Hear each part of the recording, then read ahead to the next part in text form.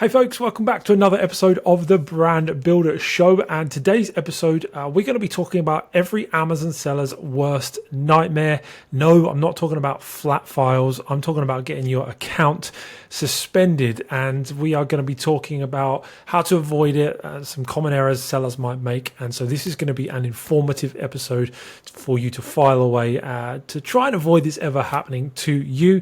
And we have brought the guest, the expert to talk about this onto the show today, Anne from Get Unsuspended. Anne, welcome to the show today. Thank you so much, Ben. It's absolutely so great to be here and to be able to give your listeners some wonderfully good free advice, and hopefully they won't get their accounts suspended. Or if they do, what to do on getting them unsuspended. Absolutely, and great to have a fellow Brit on the show. Lots of our guests are from America, as we said sort of before recording, which is great. You know, I love you Americans out there. You know, you guys are amazing, but us Brits, you know, we're over here working hard in the cold, in the rain. You know, nobody's thinking about us much, but here we are. So it's good to have you on the show today, Anne, a fellow Brit on the show. And we'll try not to talk about the weather. We'll try and talk about something that we can control a bit more, which is account suspensions on Amazon, which is going to be maybe some people might think not a particularly glamorous topic, but if you are generating revenue for your business on Amazon and your account gets shut down, boy, that's a pretty serious issue. So these are going to be really key things to know and remember so that you can really safeguard your business. So we'll dive into that in a minute, but before we do, Anne, give us a bit of background about yourself. Who are you? Give us some more history about the company, and then we'll dive in. Well, thank you. So basically, Get Unsuspended was started in 2017 because we realised that a lot of people were being suspended because they didn't understand the process by which Amazon worked. So a lot of people would do something along the lines of they receive the email from Amazon, they panic, they contact Amazon and they say, how does this work? What do I do? What's the timeline? Please help me. I don't understand. And because of that and because of the process, Amazon would then stop talking to them because every time you talk to Amazon, it's seen as a communication. Now, I joined Get Unsuspended basically because I love to help people. And one of the things that I love about Get Unsuspended is we give so much free advice away. And yes, we are a business. Yes, you know, we have packages that people can purchase, and I'll talk about those later. But at the end of the day, I'd love to help people. And if we can get their accounts unsuspended by just me giving one email or two emails of advice, great, happily do that. Yeah, definitely. So that's kind of my journey into Get Unsuspended. It was just, I like to help people. Yeah, fantastic. Yeah. Well, let's dive into it because it is a topic that does generate a lot of fear, I think, amongst Amazon sellers. I know when I've got this vivid memory when I started selling on Amazon when my daughter had just been born and I was having issues with compliance with some of my products. And I remember being in the room with her because I was giving my wife the night off, trying to let her get some sleep, and being, up with my daughter. She's screaming, she's got colic, and then I've got my Amazon account issues in the middle of the night. It's kind of like, it was way less serious than I'll make it sound, but it felt to me like, oh my gosh, this is like a really scary moment because this new fledgling business that I'm excited by and is beginning to take off, all of a sudden it could come crashing down like a house of cards. And so I know, there's lots of Amazon sellers out there that do feel that can happen to them. What are the common reasons that accounts do get suspended, firstly, so that we can avoid them? Prevention is the best medicine, isn't it? So how do we do that? Absolutely. So basically, when you very first set up your Amazon account, if you're a brand new person and you've never really done this first, there's a potential for you to be suspended before you've even opened your account. So that's really scary in itself, and that comes down to the verification process. Now, the verification process, as you know, because you've been through it, means that you have to produce utility bills, passport, things like that. But it can be something as silly as when you send a copy of your passport over or the utility bill that you can't see the four corners of the document. and they could suspend you for that because they're not seeing that it's a real document. It could just be something that you faked, and so they suspend you for that until they can actually prove that this is real. So that's the very first suspension you can get before you even sell anything on Amazon, which is absolutely terrifying because you're trying to start this business and all of a sudden it's just gone. Yeah. It's awful. The other things, IP is always an issue. You know, people selling brands they shouldn't do. A classic example is Number 7. That is owned by Boots in itself and is not one unless you have a letter of authorization from them. Stay away from it. Yeah. That apparently they used to give authorization for people to resell Number 7, but they don't now. Okay. So there's IP issues, there's verification issues, there is invoices. So when people have to send invoices into Amazon to say, look, this product is authentic, again, there could be something wrong with the invoice. So a lot of people get caught out because if say for instance your postcode is slightly incorrect or there's a letter missing or something like that, Amazon will suspend your account until they can prove, or you can prove, that actually that is an authentic invoice, it is you, and they will then come back and unsuspend your account. But all the while you're going through this, you have, as you said, that fear that this wonderful business that you're setting up is banned. So do you find yourself working with a lot of wholesale sellers as opposed to brands, or is it all different? Yeah. All different, completely across the spectrum. And we have people over in France, we have people in Australia, we have people in America, all who use our services. So we tend to find that even though they're in different countries, it's exactly the same suspensions. So we can help these people. So we don't have to specifically stick to the UK, which is lovely. It means we can help other jurisdictions as well. Yeah, definitely. I know Amazon have changed their stance somewhat over the years, but one of the big fears used to be multiple accounts, and how that whole setup works. Can you sort of shine some light and maybe dispel some fears for us about do you see suspensions coming from people being accused of having multiple accounts, and B, if someone does have, say, 2 businesses, are there any things they should be doing just to avoid getting their account suspended for any reason? To be honest with you, the biggest thing, if you want to have 2 accounts, the biggest thing is, if you've already opened one account, contact Amazon before you open the second account. Because if you let Amazon know exactly what you're doing, then you're likely to get it passed through, not suspended. Because if you open multiple accounts with the same name, email, address, IP address, they could suspend you because they're like, what are you doing? Yeah. So our suggestion at Get Unsuspended is contact Amazon before you open the second account, get their approval, tell them what you're doing, because then you've got recourse to go back to them should they come back and say, oh, what's going on here? But you've then got recourse to say, actually, we checked this with you, you approved it before we actually did it. So that's our best advice for having multiple accounts on your system. Yeah, definitely. I mean, I manage multiple, and I've been a proponent of it, and I've taught our community how to actually set it up so you can log in through one login and access all the accounts. And so I often get the question about getting suspended in that way, and so I'm always like, no, as long as you set it up with different legal entities, and as you said, ask permission and all that kind of stuff, that's absolutely fine.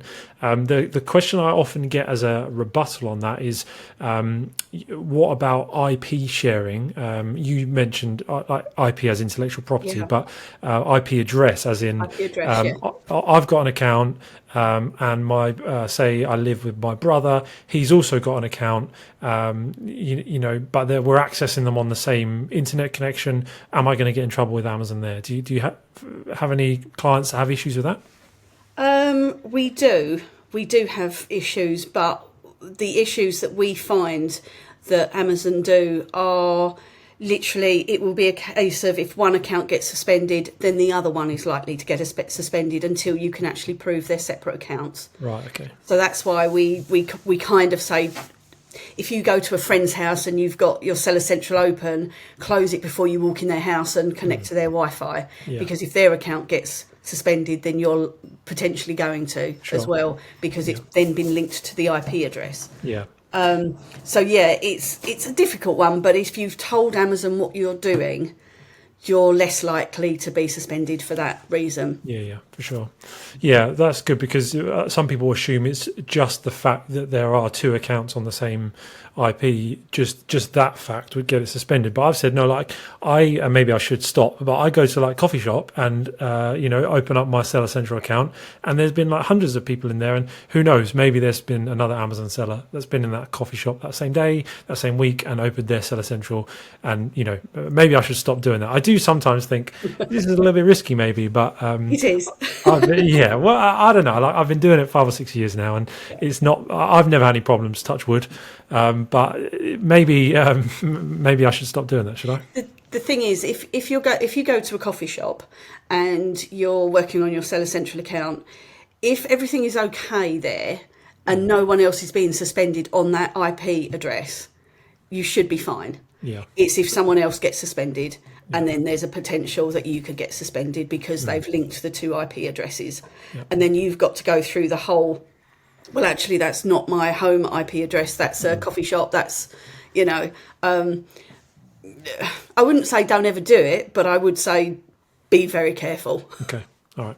What about? I'm really testing here. I know. I'm sorry, but what about? So I set myself up as a super user across the accounts, like a user account on Seller Central that's not the main holder of the account. The brand email maybe is the main holder. If I log into my one that accesses them all, but then because there's a few things that only the account owner can do, like connecting apps, like software like Helium 10 or whatever, and changing payment details, a few things like that. So I might log out of mine and then log into the brand's one. But I am a bit nervous about that, and I'll log into the brand one like on my iPad, hotspot to my phone to avoid the whole connection. It's stupid. I think maybe it's stupid, but what do you think there are any issues there? I would continue to do that if I was you. Yeah. Keep them separate as much as you possibly can. Yeah. Amazon are a really funny beast, because sometimes everything is absolutely okay, and then sometimes it's not.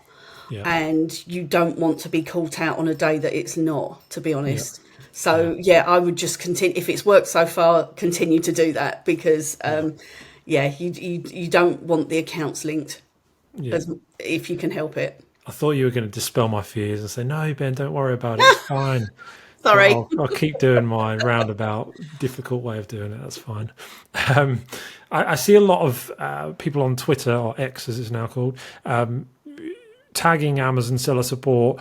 We've been suspended for 30 days now, 40 days now, basically complaining Amazon's kind of almost ruined their business. If you do get suspended, what are some of the things that you need to do to get your account back up and running quickly? So it really depends on what the actual violation is, but I would say right from the beginning, and this is a pivotal point for anyone listening. This is the main thing. When you receive your email from Amazon saying that you have been suspended or at risk or deactivated, read the email, read it carefully, find out from there exactly what the information is that they need. But also look at the timeline, because you can be suspended a second time for not contacted them in the deadline that they've given you. So some IP violations are 24 hours. You have to collate all the information, get it back to Amazon within 24 hours.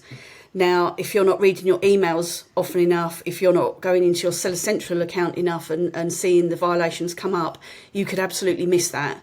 And then you'll get suspended again for that. So you get rid of the first violation, but then you're still suspended because then, you broke the timeline. Yeah. So big piece of advice, always read your emails every day, especially if they're from Amazon, even if they're ones that say, oh, hello, how are you? Just read them, get rid of them. But, make sure there's nothing in there that you need to know about your account. The second big piece of advice here is if you're doing a plan of action, which quite often you will have to do to get your account unsuspended. So when you're doing a plan of action, it's basically a 1/2-page document. It starts off very polite, very courteous towards Amazon. If you are, if you're any way upset with Amazon, which you will be, but you write that in the email, it's going to go a long way to keeping your account suspended. So be polite, be courteous, list the root cause of what's happened, the violation. And sometimes you'll have to do a bit of detective work. So read the email, and if you're not 100% clear, go into your Seller Central account, look at the orange or red triangles, have a look, see what's there, and then you'll be able to hopefully work out what the ASIN is that they're talking about, what the actual violation is with regard to that particular ASIN. And in the plan of action, do the root cause of it. If you have to put supplier details, put supplier details. So make sure you list out supplier name, address, telephone number, customer service email address if you can, VAT number, the ASIN that you're actually talking about. And obviously tell them that you would never knowingly violate Amazon's policies and you're very sorry and you apologise and you want to work with them to get it sorted. It's all about being really polite, courteous, and giving them the information that they need. If you have to attach an invoice to it, make sure that the invoice has your name and address in the shipping. Doesn't matter about delivery, but in the shipping areas. Make sure you can see all four corners of the document, because that could potentially be a forgery if not. So they will always reject it if you can't see the four corners. Make sure it's not blurry. Make sure it's up the right way. One thing you've really got to remember about Amazon is the fact that they will never, ever delve into your account. They will never look at things. They will never go, oh, here's an invoice, I'll have a look at that address and I'll possibly phone them. They won't do that. What they'll do is they'll look at the plan of action and go, right, there's the name and address, I'll phone them and check. They won't actually look at the invoices. They do to make sure they're I want to use the word kosher, but to make sure they're correct and concise, but they won't actually take the information from them and act on it. So anything like that, you actually need to put in your plan of action.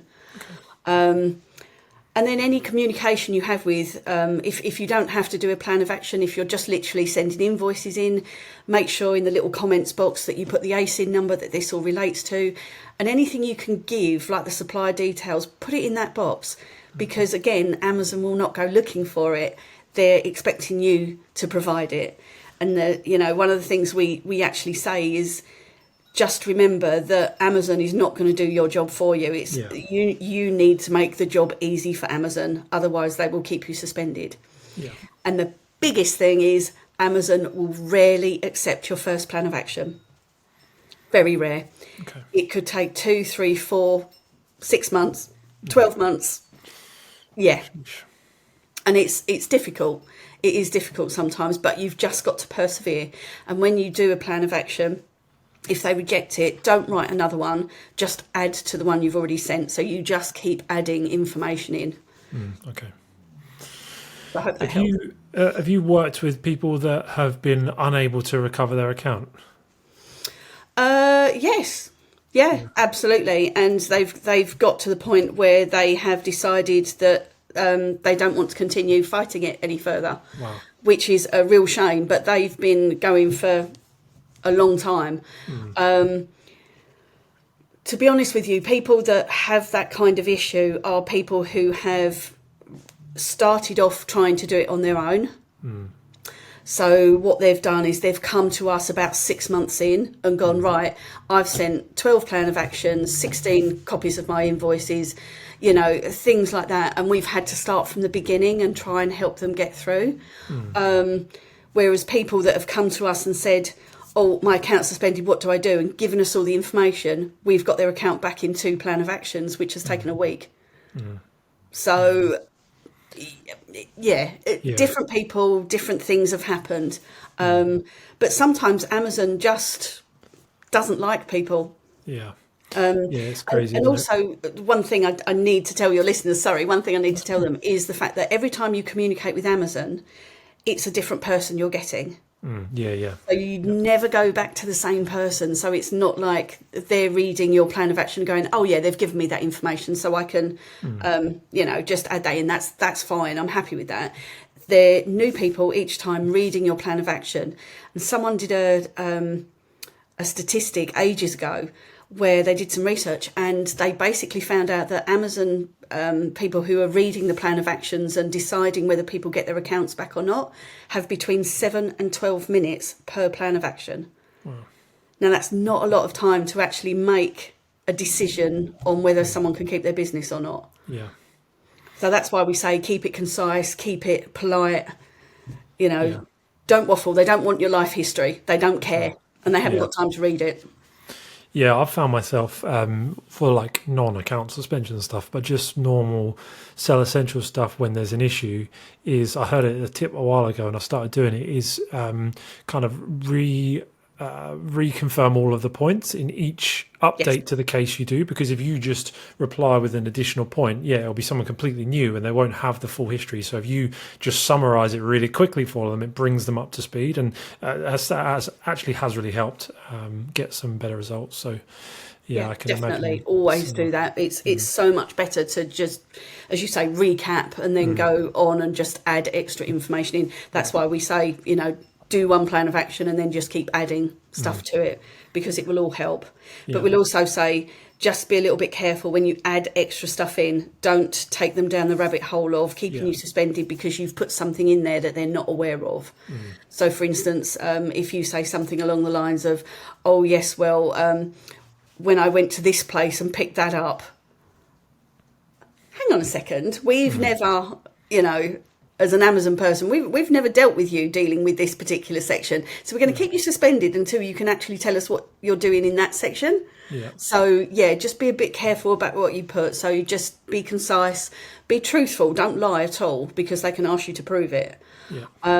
But don't embellish. Yeah, definitely. I think obviously we've covered lots of what to avoid, what to do if it does happen to you. Do you have any other kind of tips or advice that you can give for our listeners to keep their account in good standing? Anything else you can add before we finish up? Well, as I said to you earlier, we have packages. So if you don't mind, I'll go through the packages, and then if anyone's interested, then they can come and talk to us about it. So we have 3 packages. So we have Suspension Protect, and that is for a small monthly fee. Someone can come to us at any time and say, look, my account's in jeopardy, I need some help, can you help us? And we'll look at the account and we do a 6-monthly review on that. So we look at your account health, we look at how to increase it, we look at what you've done in the past, and we'll give you lots of information as to how to keep your account healthy. But as I say, it's a small monthly fee and it is literally insurance, if you like. We hold your hand through absolutely everything. We guide you, we talk to you, we give you our templates, we help you right from the beginning, so that if you should be at risk, suspended or even deactivated, we can jump in straight away and help you get your account back. And as I said earlier, it's a lot easier to do that right at the beginning than 6 months in, when lots of time's passed and lots of communication has happened. Then we have our Suspension Assist, which is if you have been suspended. That is a one-off payment, and it basically means we give you all of our templates, we tell you how to write stuff, we hold your hand through the whole thing, but you essentially do everything. And then we have our Gold Star service, which is Suspension Pro, which again is a one-off payment, and again is if you're suspended or deactivated. And then what happens is we write everything for you. We write all the communication to Amazon. We write all of the plan of actions for you. And we send them to you, and all you have to do is click upload to Amazon. But one thing I do like about Get Unsuspended is even if you have no package with us, we will happily answer any of your questions. So you can come to us, you can say, look, I've got this email, I don't really understand it. have you heard of this one before? Could you help us? And we'll happily just reply back to you and go, yeah, what this actually means is you need to send invoices or a plan of action, and this is how, we'll give you the bare bones of how to write it and give you lots of information. Yeah. But one very big essential tip on this is one communication from Amazon, one communication from you. Sure. Don't keep bombarding them with questions and things like that. Yeah. But yeah, so if any one of your followers would like to contact us and just ask a basic question, happy to answer them. It's help@getunsuspended.com. Perfect. And then the website is just getunsuspended.com. It is. And so's our TikTok and so's our YouTube. And Nice. Last Wednesday of the month, we do a live. So if anyone's got any particular things they would like me to talk about, I'm happy to do a live on that particular subject. So perfect. Yeah, that's a really good resource to have. Obviously, the plans there, sellers will know they've got that to fall back on, but to have that extra content as well is really, really useful, because as we've said, it is something that does concern Amazon sellers, and it is good to have that in the back pocket as such, so that we know there's there's hope, even if the worst does happen and that dreaded email does come. there is hope there, and this has been really informative. It's been really helpful, and I'm sure sellers will take a lot of solace in the information and the contacts that you've sort of given us. Thanks so much for taking time out and coming on. We really appreciate it. Wonderful being here. Thank you so much for having me on your podcast. It's been absolutely great. And if anyone ever gets suspended, please do come and talk to us. We'll give you as much help as we possibly can. Definitely, yeah. It must be quite rewarding to to be able to help people for such an important thing. When they get their account back, it must be a great feeling. It is, actually. We all do the high fives, and it's really good. It's lovely to have the messages come through saying, "Oh, my account's back. Thank you so much." And it's like, "Oh, this is great. Yes, we got another one." That's awesome. That's awesome. Good stuff. Well, thank you again. And thanks to everyone for listening. If you ever do find yourself in a spot where you need to get your account unsuspended, then definitely check Anne out and all the information on getunsuspended.com. We'll leave the links for that in the show notes and the description. So do check those out. And if you have liked the episode, please do like, subscribe, all that good stuff. And we'll see you in the next episode, same time next week. Take care.